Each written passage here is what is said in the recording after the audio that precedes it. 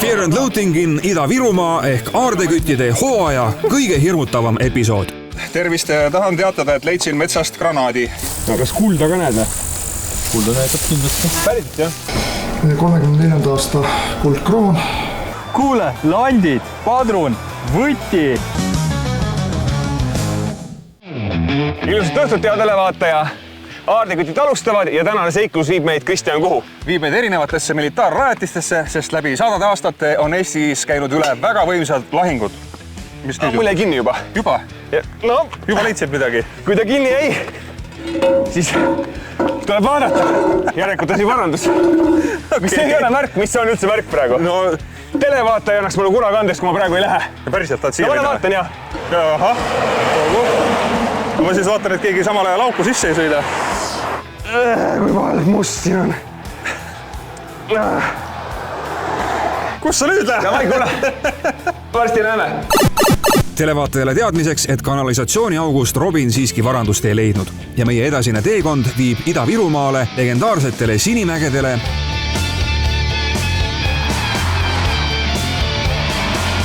kuhu aardeküti Van on kaasa võtnud oma kõige võimsama metallidetektori. Kas see võtab siis kuidagi sügavamale maa sisse ka, kui need teised võtavad? Kui sügavale ta võiks võtta? No see sõltub objekti suurusest, näiteks tanki võtab küll 15 meetri kaugusel. 15 meetri kaugusel olemas. Või isegi rohkem. Üldiselt vist on niimoodi, et mida suurem riist, seda parem riist on siin, selles kontekstis. Et siin ei pea häbenema nagu seda. Ei pea rääkima, et see sõltub sellest, kuidas sa seda kasutada oskad. Teistpidi see ei ole võimalik.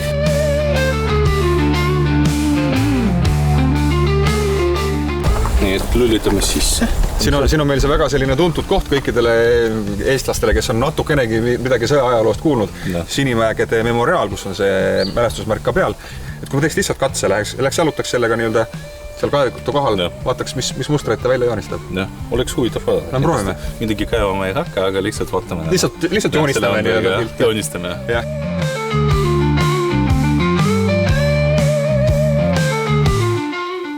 Ma just võib-olla siit, kus on nagu see mälestusmärk välja ehitatud, võib-olla ei ole jälle päris viisakas otsida, aga kui me siit kõrvalt lähme, mis on nagu puudal veel näha, äkki siis me ei riiva kellegi tundeid nii palju. On näha, et see maad on kaevatud. On näha, et siin on kõik need maakihid on kokku segatud. Kui juba Sinimägedel oleme, siis tuleb ka päris tipus ära käia. Seega võtame suuna üles. See kui ei lõppegi ära see signaal. Erinevate metallide spekter põhimõtteliselt joonistab siin paari ruutmeetri peal kohe välja. Kohe näeme, jah. No, kas kulda ka näed? Kulda näetab kindlasti. Päriselt, jah? Mida teeb kuld lahinguväljal? No, sõrmused. Kuldambad. Kuulsime siin anonüümsetelt allikatelt nimi muudetud Edgartit, et see masin maksab ligi 10 tonni. Vastab tõele või? Ütleme niimoodi, et jah, ja sodukaga saab ikkagi natukene alla võtta. Ja siis jah, ostad siukest asju endale. Ja ma müün ka, ehk siis kirjuta mulle. Hind hinnaks, aga masin on tõesti võimas ning võimaldab leitud esemest ekraanile isegi 3D projektsiooni luua. See on päris äge. See on täpselt kui mingi kild või midagi. Igal juhul on see mingi väga selline metallikild terava tipuga ja umbes 20 sentimeetri suurune selline. No nii, meie Sinimägede dessant, selline 30 minutit lõppes siis sellega, et tegelikult saime aru, et siin on möll toimunud, on kulda, hõbedat, on neid mustimetalle. Ja piisas tõesti sul astuda 3-4 sammu ja jälle tuli uus signaal. Jah. Eks siis, kui siin midagi välja käivata, siis sul terve elu ei ole piisav, et siin kõiki läbi otsida. Järgmisena viib tee meid Vaivara Sinimägede muuseumisse, kus meie giidiks on ei keegi muu kui legendaarne Igor Sedunov. Me oleme nüüd siin Sinimägede muuseumis ja Igor on mees, kelle leitud esemeid, sõjaobjekte on siin päris palju. Üks paistab siin samas kõrval. Jah, selle me tõstsime kunagi Ida-Virumaal Kontsujärvelt ja see on siis Il-2 ründelennuk. See on Vene päritolu. See lennuk tuli tehasest number 30 Sankt-Peterburi 6. veebruaril 44 ühe lennuväljale ja praktiliselt lendas 6 päeva, uus lennuk. Ja üks tabamus oli isegi seestpoolt klaasi, kus siis lendur sai tõsiselt haavata, aga ta siis maandas lennuki järve peale veebruaris ja siis lennuk läbi jää vajus siis põhja. Kuule Igor, aga lähme vaatame korraks sinna klaasi alla, sest et siin on väga huvitavad esemed ja väga isiklikud esemed. Need on esemed, mis on leitud lendurite, nendest lennukitest, mis me oleme üles tõstnud. Siin on raketipüstolid, lendurite pagunid ja isegi fotod on säilinud. Ja põnevaid leide on muuseumis veel, nagu näiteks see praktiliselt töökorras olev Vene polgu kahur, mis leiti Soojärvest. Kutsume Igorit kaasa oma järgmisele otsingule, aga see on pakkumine, millest ta viisakalt keeldub. Ma ütlesin juba, mind need väiksed asjad ei huvita. Alla tanki ja lennuki. Alla tanki üldse ei ole. Kõik on ära roostetanud ja ei ole sellist huvi. Selge. Sellegipoolest siirdume meie uuele otsingule ühte salajasse paika Udrija kandis, mis asub Sinimägedest umbes 3 kilomeetri kaugusel. Siin olid väga kõvad lahingud 44. aastal suvel ja igal pool võivad olla mingid lõhkeained, mis ei ole veel plahvatanud, siis siiamaani võivad olla ohtlikud. Natukene on hirmu. Natuke on, jah.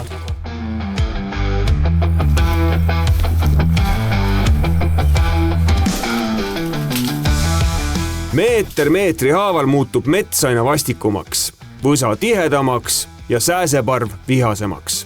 Siin metsas on selles mõttes põnev käia, et kõik, mis tundub mõnes mõttes natuke looduslik või selline, et siin nagu paistab ka mingi ojakene või kraav, siis Ivan kohe väidab, et ei, et see on ikkagi ka kaitsekraav ja mitte ainult teise maailmasõjaaegne, vaid suisa vanem, räägi veel. Ikkagi Rootsi-aegne. Isegi Rootsi-aegne. Kui oli siin see Põhjasõja, see Narva lahing, siis rootslased ehitati seda nagu kaitseliiniga endale siia.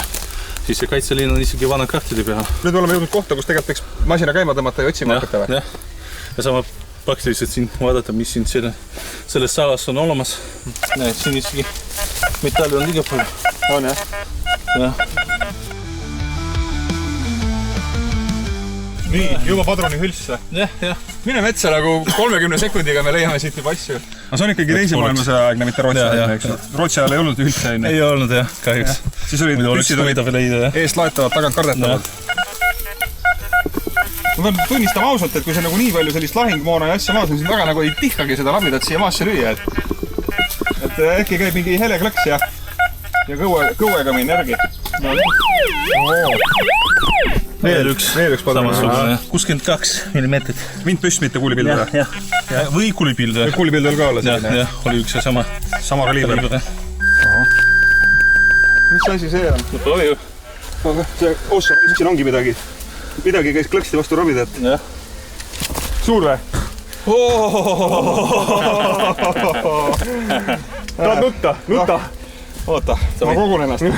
Sa võite öelda midagi. Ma ei suuda mitte midagi öelda, see oli siuke... Oma lapsale näiteks.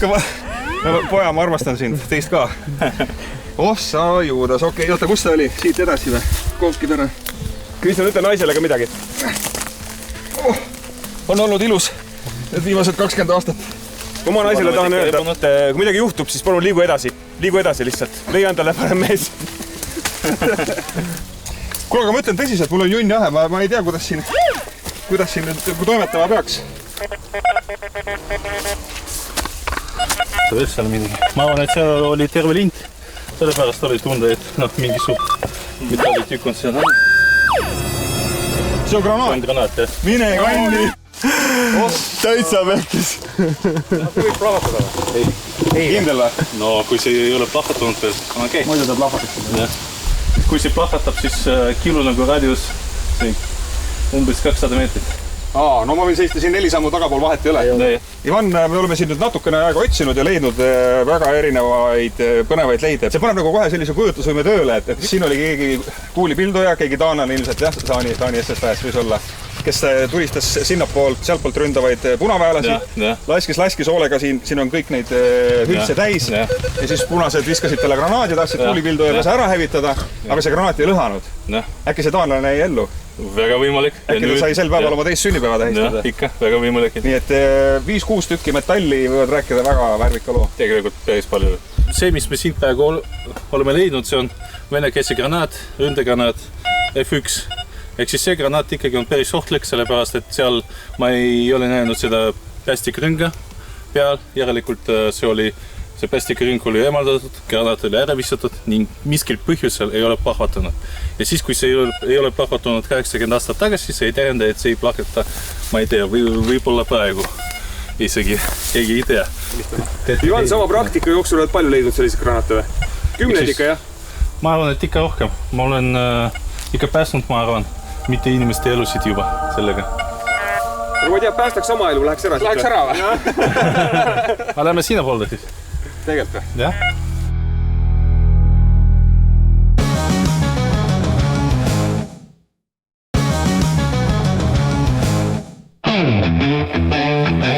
Tere tulemast tagasi! Aardekütid jahivad põnevaid leide maapõuest ja veekogudest. Täna kulgeme militaarsetel radadel.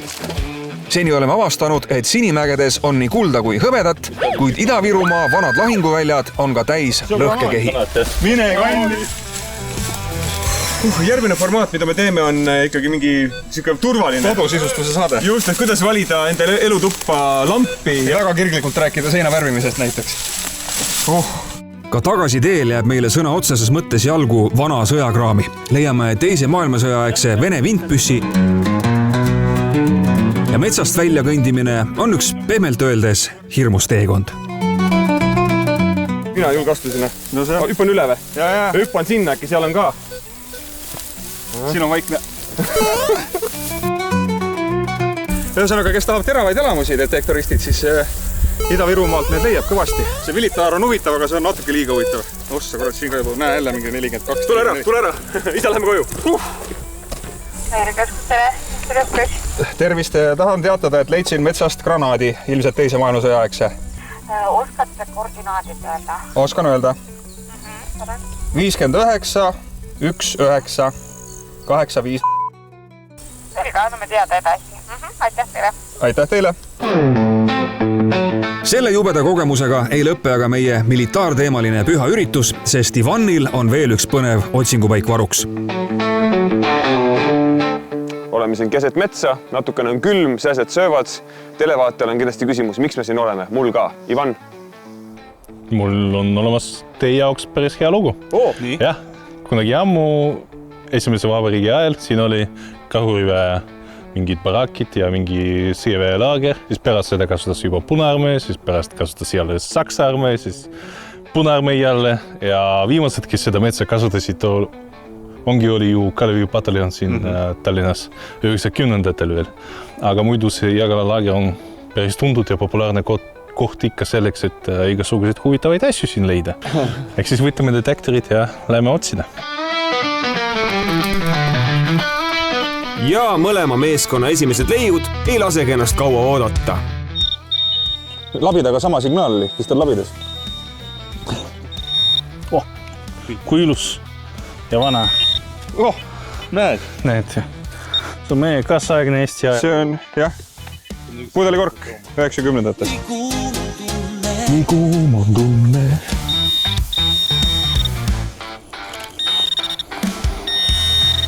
Vaata, münt. Ongi või? Vaata, jah. Ongi esimene münt käes? Jah. No nii. See on hästi aegne, ma arvan. Tätsuaegne münt või? Ja ootes on 1 mark. Isegi 1 mark oli või? Siin on mark kirjas.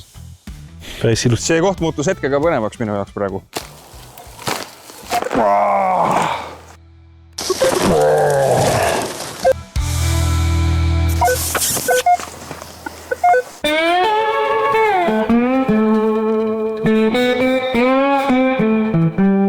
Münt? Jaa, ongi münt.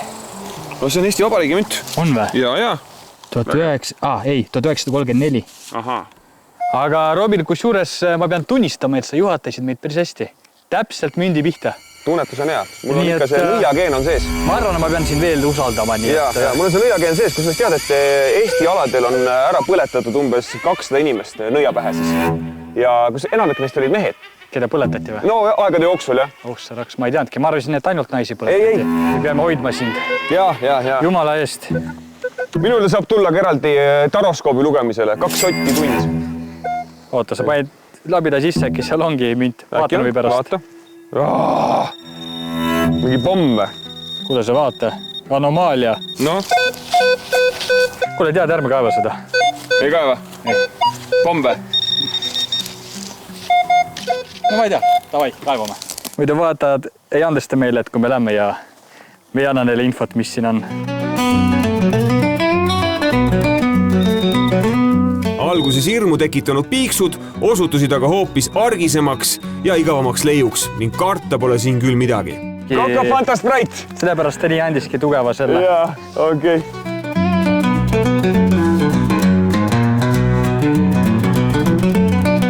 Ja otse loomulikult peab Robin jälle asja võistluseks keerama. Kes saab parema noosi siit, saab teisele kusagilt kaltserist valida outfiti, millega pead linnatiiru tegema. Ja oi, ma valin selle mõnusa seeliku. Davai! Me teeme asja põnevamaks natukene, läheme siia kõrvale jõkke. Magnetiga möllama, jah, just. Mõeldud, tehtud. Oleme jõudnud siia Jägala jõe äärde, vaatame siis, mida see lahe veekogu meile pakub.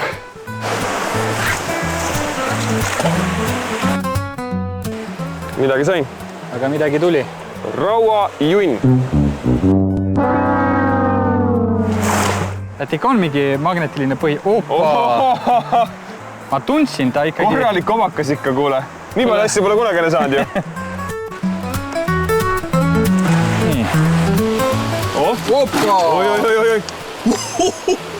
Kuule, landid, padrun, võti, veel üks moodne lant. Kuule, see on... Ega sellised maksavad ka ju mingi 3-4-5 euri ju. No, võib-olla on isegi rohkem inflatsiooniga praegu, on ju.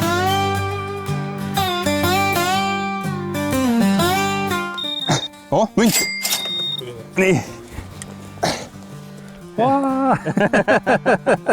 See on 2 eurot ju. 2 eurone. Jah. No näed. Aga tundub, et see on mitu aastat siin maa sees olnud. Ja ta on ikka päris selline. Juba saanud niiskust ja kõike.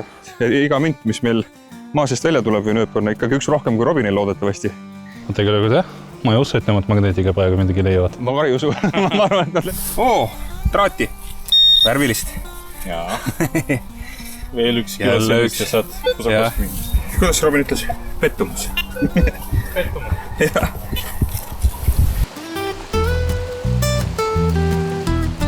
No nii, we're back. No nii, tühjade kättega või leidsite ka midagi? No puperdanud, aga ma ei tea, mis teie leidsite. Me leidsime tegelikult päris ägeda asju. Siukse siili tõite välja. Mis siin siis on? No hakkame arutama. Poolik, raud. Kõvasti jääb kinni. Hülst. Reamees, hülst. Seifi võti. Seifi ei leidnud. Selle eest saate küll 3 punkti. Aga sellised on ikka paari eurised landid. No aga sellega saab veel kalale minna ju. Jaa. No. Aga mingit pärle nagu liiga palju ei saanud tegelikult. Aga samas vaata, kogus on hämmastav. Et kui nagu ühikultana võtta, siis on ikka muljetavaldav. Ma paneme enda asja siia kõrvale siis. Leidsin väga konkreetselt 2 eurot aastast 2011. Ja see on meie pärl, jah.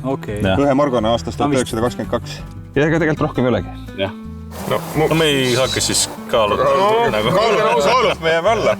Kaalub teete alla, aga ei, ma ütleks, te võitsite praegu paraku. Mis siin ikka, tuleb aus olla, vaata. Et eks sa siis valid mulle kusagil kaltsukas outfiti või viitsema kaubamaja, ma ei tea. Pigem kusagil odavasse poodi. Ma arvan küll. Kitsis oled. Mis seal ikka? Poodi riideid shoppama jõuame ka, aga enne veel põikame Eesti vanimasse antiigiärisse, et oma tänased leiud ära hinnata. Seal ootab meid juba ees mees, kes teab vanavarast absoluutselt kõike. Tere tulemast Viru Tarav antiiki. Eesti rahad, kõik aga erinevatest ajaperioodidest. See on siis üks kõige populaarsemaid Eesti rahasi, mida rahvas kutsus helitlevalt kuldkrooniks. Sest ta nägi kuldne välja, jah? Ta nägi kuldne välja, sul on täpselt õigus.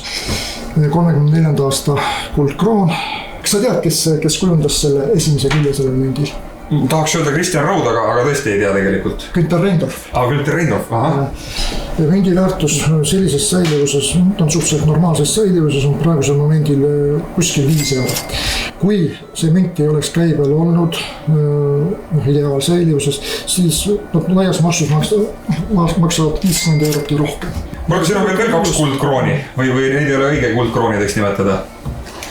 jah, neid enam ei nimetatud kuldkroonideks. 1998 hakati niisugust kollast värvi münte valmistama, ennem seda olid meil valget värvi kroonid. Ja ka need kaaluvad 5 grammi, valget värvi kroonid kaalusid nagu 5,4 grammi, mis pärast valget värvi 1 kroonisid ära võeti, sellepärast et osad suitsu ja muud automaadid Saksamaal võtsid need 1 margaste pähe vastu. Ma olen kuulnud seda skeemi jah, et mindi Saksamaal, taskud olid krooniseid münte täis nii-öelda ja siis laoti sinna masinatesse. Kõik masinad ei lasknud läbi, aga mõned lasid, ma olen ise ka proovinud, lasi läbi küll. Aga mul oli vist paar tükki kaasas, aga oli vaja ära proovida, kuidas sa saad teistmoodi. No ikka. Selge. Aga lähme tagasi siis enne sõjaaegsesse Eesti Vabariigi. Siin on tegemist 1 margasega, vist on ta aastal 1922, vermiti nad Berliinis. Need ei tehtud Eestis, seal oli lausa 2 tehast, kus neid vermiti. Ühe tehase märgistus on peal, teisel ei ole. Ausalt öeldes sellele mündile mina väärtust üldse ei omaldagi. Jälle see leidmise rõõm nii-öelda? Leidmise rõõm ja nii ta on. Tubli, väga tore. Ei, aga igal juhul tükike Eesti ajalugu. Muidugi, tegelikult oli ju